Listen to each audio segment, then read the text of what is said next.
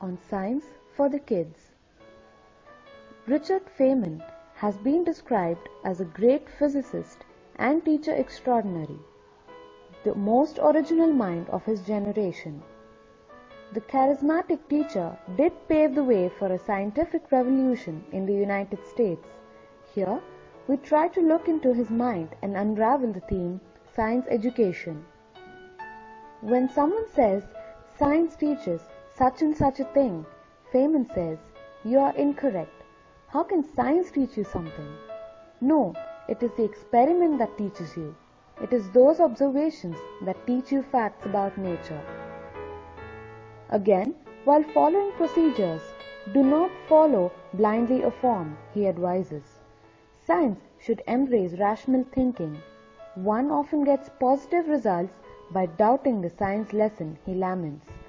Following anecdotes can help us understand. A great influence was his father. He used to take young Richard through the woods and listen to the chirping of the birds. Then the father-son duo would see the birds through the binoculars.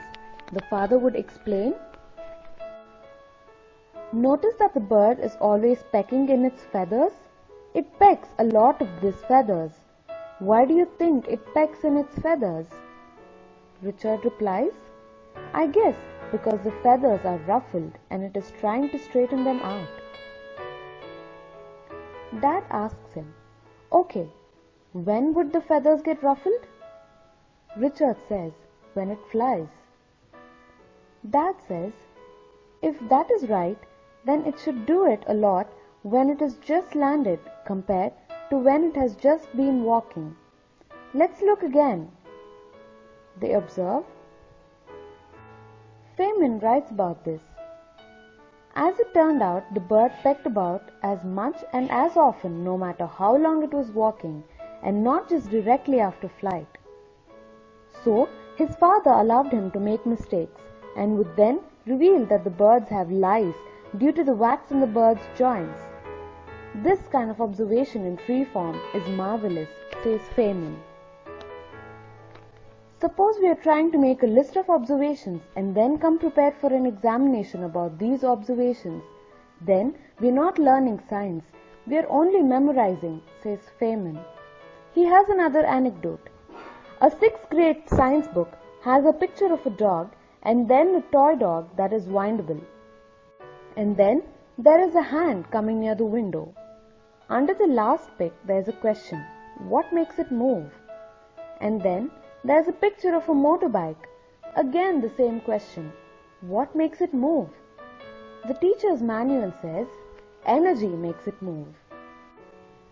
Feynman feels, this way we are making things complicated. The energy idea is quite subtle and should not be thrust upon the child at the first instance. Just think what a common man would answer. He would of course say that the wound spring tries to unwind and so pushes the gear. Even better, ask the child to open such a toy and look at the cleverness of the designer. Feynman further says the textbook is not teaching anything. It is just asking the child to remember the word energy, in other words, rote learning. Moral: teach an idea. Do not just dump a definition in brains. This is what Feynman has to say. Feynman extrapolates the story. His father would have said, the toy dog moves because the sun is shining. Richard asks him, no, how can it be? What is the sun shining to do anything for the toy moving? His dad explains, and why, my friend, are you able to wind up the spring? Richard says, because I eat. His dad asks him, what do you eat? Richard says, I eat plants. His dad asks him, and how do they grow? Richard says, they grow because the sun is shining. Richard says, what about gasoline? Dad says, it is the same. Accumulated energy from the sun is captured by plants all through their lives. The point here is not about accuracy. He is talking about the importance of debate and discussion. It is necessary for us to learn to both accept and reject what is being put forth.